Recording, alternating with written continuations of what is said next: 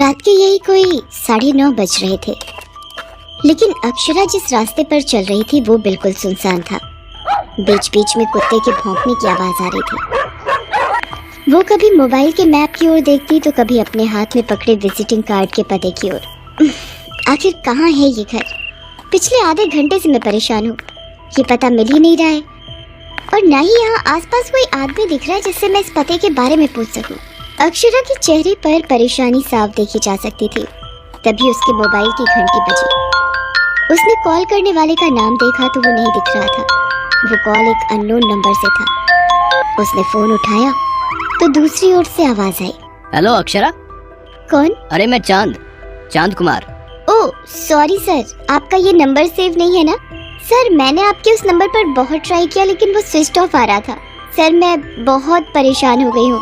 ये इलाका मेरे लिए बिल्कुल नया है, मैं आपके दिए पते पर नहीं पहुँच पा रही हूँ। ओहो कोई नहीं, तुम अपनी लोकेशन बताओ, मैं तुमको लेने आ रहा हूँ। अक्षरा ने चांद कुमार को अपनी लोकेशन बताई। चांद कुमार उसे लेकर अपने घर पहुँचा। अक्षरा को वो घर बहुत ही अजीब लग रहा था।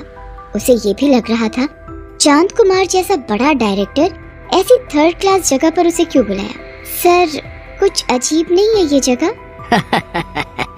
अजीब तो है, लेकिन कितनों की किस्मत मैंने इसी घर से बनाई है। आज तुम भी उन लोगों में शामिल हो जाओगी।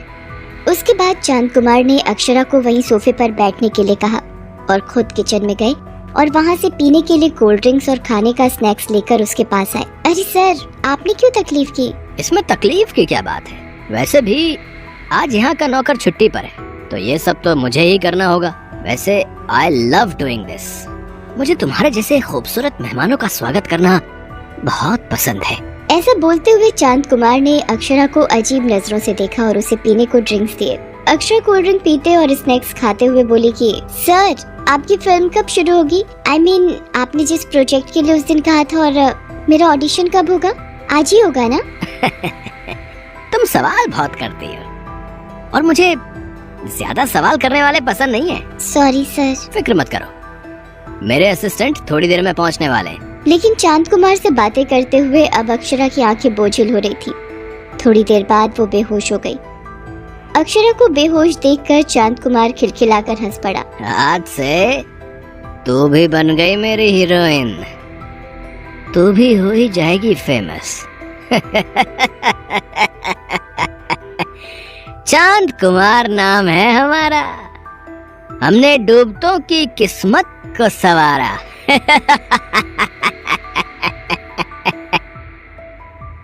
चांद कुमार एक बार फिर से अपने मंसूबे में कामयाब हो गया था।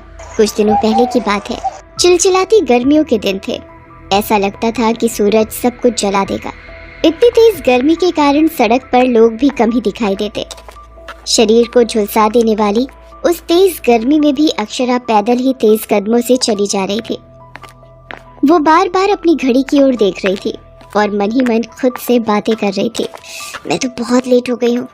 10 बजे का ही समय था और 12:30 बजने को आए। कहीं ऑडिशन खत्म ना हो गया हो। अक्षरा भोपाल की है। पिछले 10 महीने से वो मुंबई में रहकर एक्ट्रेस बनने के लिए स्ट्रगल कर रही है। एक स्टूडियो से दूसरे स्टूडियो, एक जगह से दूसरी जगह जाकर वो थक चुकी है, लेकिन उसका हौसला और हिम्मत नहीं थका है। तभी तो कई सारे रिजेक्शन के बावजूद भी उसे उम्मीद है कि उसकी किस्मत का सितारा एक दिन मुंबई शहर में जरूर चमकेगा। यही सब सोचते वो विराटन स्टूडियो पहुंची, जहां पर नई फिल्म के लिए ऑडिशन चल रहे थे। ओह माय गॉड, इतनी भीड़! मुझे तो लग रहा था कि मैं लेट हो गई हूँ, लेकिन भीड़ देखकर लगता है कि शाम के पहले मेरी बारी नहीं आएगी। कोई नहीं, शाम को आए चाहे रात को, ऑडिशन तो देना ही है। अक्षरा दिखने में बहुत सुंदर है, एक्टिंग भी अच्छी करती है। उसके पिता नहीं चाहते थे कि वो फिल्म लाइन में जाए, लेकिन उसने तो जिद ही पकड़ ली। कुछ महीने पहले की बात है। अरे बेटा, तुम समझती क्यों नहीं, फिल्म लाइन अच्छे लोगों के लिए नहीं है। तो क्या इतने बड़े बड़े जो स्टार हैं, जिनके पास दौलत है, शोहरत है, करोड़ों फैन हैं जिनके, वो सब बुरे लोग हैं? अक्षरा को फिल्म लाइन से प्यार था। उसे हीरोइन बनकर अपने पिता और अपने शहर का नाम रोशन करना था। पिता के लाख समझाने के बाद भी वो अपने पिता को बिना बताए मुंबई के लिए निकल गई। मुंबई में उसकी दोस्त अंजलि रहती थी, वो उसी के साथ रहने लगी। अंजलि एक मल्टीनेशनल कंपनी में मैनेजर थी। पुराने पलों को याद करते हुए अक्षरा अपनी बारी आने का इंतजार करने लगी। शाम को 6 बजे उसके ऑडिशन की बारी आई। डायलॉग तो उसे पहले ही मिल गया था। इतनी देर में वो उसे याद भी कर चुकी थी। अंदर स्टूडियो में डायरेक्टर चांद कुमार अपने 2 असिस्टेंट के साथ ऑडिशन ले रहे थे। वो अंदर गई। अक्षरा, तैयार हो तुम? जी सर। डायलॉग याद है ना? जी। ठीक है, roll, camera, start, sound, action. Akshara ने ऑडिशन दे दिया। वो थोड़ा बोल्ड सीन था। अक्षरा उसे करते हुए थोड़ी घबराई सी थी, लेकिन डायरेक्टर के हाव भाव से वो समझ गई कि वो खुश नहीं है। क्या है ये? क्या है? आखिर तुम यंगस्टर्स को हो क्या गया है? ऐसे परफॉर्म करोगी तो कभी सक्सेसफुल नहीं बन पाओगी। सॉरी सर, एक बार फिर से दो ऑडिशन। सर के पास इतना टाइम नहीं है, चलो जाओ, दूसरों को भी तो चांस मिलना चाहिए। अक्षरा ये मौका खोना नहीं चाहती थी। उसने फिर से चांद कुमार से रिक्वेस्ट किया।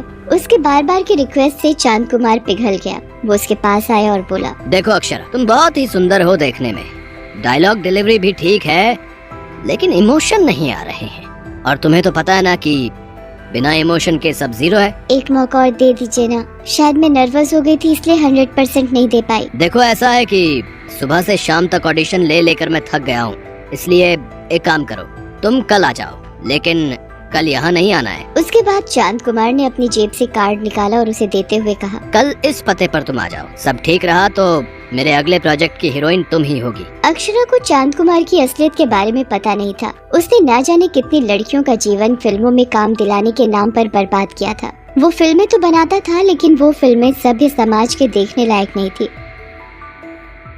अगली सुबह जब अक्षरा की नींद खुली तो उसे एहसास हो रहा था कि उसके साथ कुछ बुरा हो चुका है। उसने आसपास चांद कुमार को ढूंढने की कोशिश की, लेकिन वो तो वहाँ था ही नहीं। हाँ, उसके बगल में 50,000 रुपए का एक चेक और एक चिट्ठी रखी थी। अक्षरा उसे पढ़ने लगी। Welcome to our industry Akshara.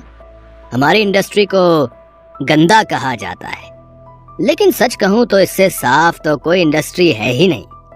बस थोड़ा सा समझौता ही तो करना पड़ता है, और थोड़े से बोल्ड सीन। इस बार वो सीन बेहोशी की हालत में करवाए।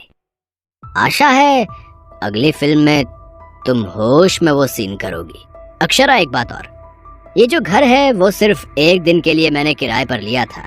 ये मेरा घर नहीं है, इसलिए तुम जल्दी से वहां से निकल जाना। और हाँ, तुम्हारे पास मैंने 50,000 का चेक भी छोड़ा है। ये तुम्हारी पहली कमाई का चेक है, और अभी ऐसे न जाने कितने चेक तुम्हारा इंतजार कर रहे हैं। मैं जल्द ही तुम्हें कॉन्ट्रैक्ट करूंगा अपनी नई फिल्म के लिए। तब तक के लिए गुड बाय। और एक सबसे जरूरी बात, ये सब तुम किसी को बताना मत, क्योंकि इससे तुम्हारी इज्जत ही बाजार में नीलाम होगी। अक्षरा ने चांद कुमार के फोन नंबर पर लगातार ट्राई किया, लेकिन वो नंबर बंद था। अक्षरा के पैर कांप रहे थे, उसका हलक सूख रहा था। लेकिन घर पहुंचते ही उसकी दोस्त अंजलि ने उसे एक और शॉकिंग न्यूज दी, जिसे सुनकर वो रोने लगी। यार, मुझे पता नहीं था कि वो डायरेक्टर चांद कुमार इतना गिरा हुआ आदमी है और वो ऐसी वैसी फिल्में बनाता है। तेरी वीडियो हर जगह वायरल हो रही है अक्षरा। सब खत्म हो गया अंजलि, सब खत्म हो गया। मेरे सारे सपने, मेरी मेहनत, मेरी तपस्या, सब उस चांद कुमार ने बर्बाद कर दिए। लेकिन मैं उसे छोड़ूंगी नहीं। पागल है क्या? क्या करेगी उसका? चांद कुमार बड़ा नाम है, उसकी बड़ी पहचान है हर जगह। तुम उसका कुछ नहीं बिगाड़ पाओगी। नहीं अक्षरा, कानून के आगे कोई बड़ा या छोटा नहीं होता। और वैसे भी अगर आज मैं चुप बैठ गई तो कल कोई और अक्षरा उसकी शिकार होगी, जो मैं नहीं होने दूंगी। अक्षरा अंजलि को लेकर पुलिस थाने गई। उसने इंस्पेक्टर राघवन को सारी बातें बताई। राघवन बहुत ही ईमानदार पुलिस अफसर था।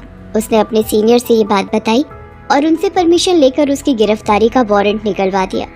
थोड़ी देर बाद तो ये खबर पूरे शहर में फैल गई कि चांद कुमार एक बदमाश और अय्याश किस्म का डायरेक्टर है, जो लड़कियों के सम्मान का सौदा करता है। इस लड़की ने तो सारा गुड़ गोबर कर दिया। मुझे नहीं पता था कि ये इस तरह जाकर सब बक देगी। बरसों से मैंने जो इज्जत कमाई थी, इसने नीलाम कर दिया। मुझे जल्द से जल्द ये देश छोड़कर बाहर जाना पड़ेगा। मुझे इसी समय एयरपोर्ट निकलना होगा। चांद कुमार देश छोड़ने की फिराक में था, लेकिन पुलिस को उसके इरादों का पता था। तभी तो उन्होंने एयरपोर्ट पर मजबूत घेराबंदी की हुई थी। चांद कुमार एयरपोर्ट से पकड़ा गया। पुलिस ने उसे जेल भेज दिया। अक्षरा ने चांद कुमार जैसे डायरेक्टर को जेल भिजवाकर फिल्म इंडस्ट्री में तहलका मचा दिया। सभी उसके साहस की तारीफ करने लगे। हालांकि अक्षरा अब भी स्ट्रगल कर रही है, लेकिन उसको लगता है कि एक दिन उसका सितारा जरूर चमकेगा।